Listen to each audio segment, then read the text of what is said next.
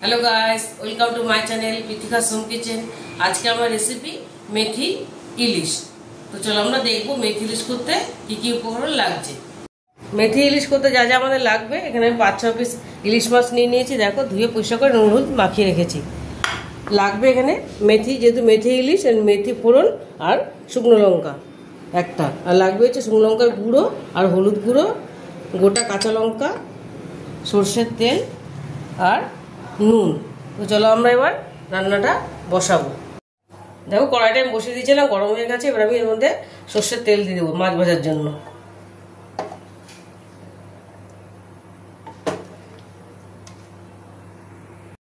এবার মাছগুলো এক একে ছেড়ে দেবো। ঢেকে করবো, ছিটবে।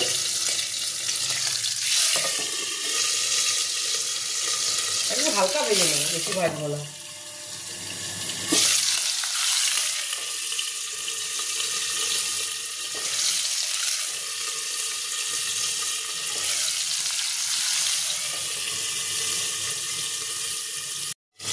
দেখো, মাছটা আমি আবার উল্টে দিয়েছিলাম মাঝখানে। মাছটা ভাজা হয়ে গেছে হালকা করে। এবার আমি এটা মাছগুলো তুলে নেব। একদম বেশি ভাজবো না, হালকা ভাজবো।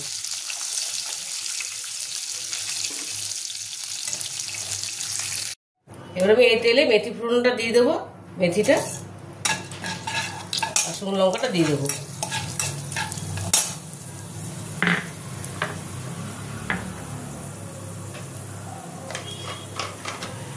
আমি হলুদ গুঁড়ো লঙ্কা গুঁড়োটা মধ্যে আমি জল মিশিয়ে নেব।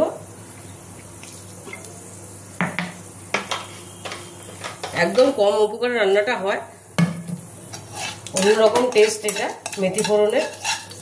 তোমরা করে দেখবে, খুব ভালো হয় খেতে, খুব তাড়াতাড়ি হয়ে যায়। এবার আমি এই হলুদ লঙ্কা গোলাটা দিয়ে দেবো।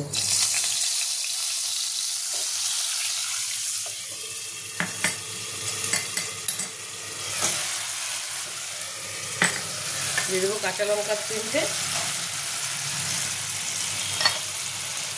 দিয়ে দেবো ওর মতো নুন।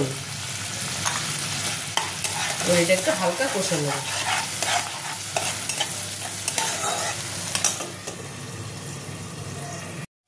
দেখো, মশলাটা আবার কষা হয়ে গেছে, তেল ছেড়ে দিয়েছে।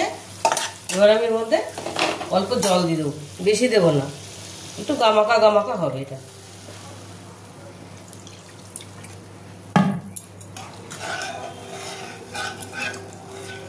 এবার এইটা একটু ফুটলে আমি মাছগুলো ছাড়বো। একদম ইজি প্রসেস। ফুটলে মাছগুলো দেবো আমি। দেখো, ঝোলটা আমার ফুটে গেছে। এবারে মাছগুলো ছেড়ে দেবো। মাছগুলো আমি সব কটা দিয়ে দেবো।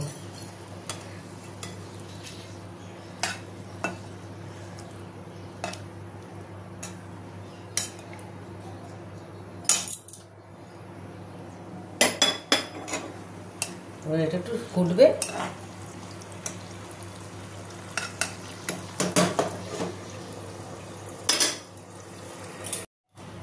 দেখো, মাছটা আমার হয়ে গেছে।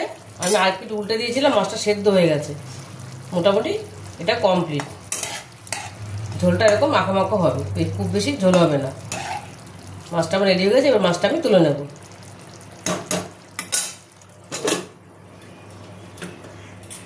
দেখো, মেথি ইলিশটা আমার রেডি হয়ে গেছে। কত সহজে এটা আমি বানিয়ে ফেললাম, খুব তাড়াতাড়ি হয়। তোমরা বাড়িতে এটা অবশ্যই ট্রাই করবে, দেখো ভীষণ ভালো লাগে খেতে। আর যদি রেসিপিটা তোমাদের ভালো লেগে থাকে, তাহলে আমাকে লাইক, শেয়ার আর সাবস্ক্রাইব করতে ভুলবে না। টাটা।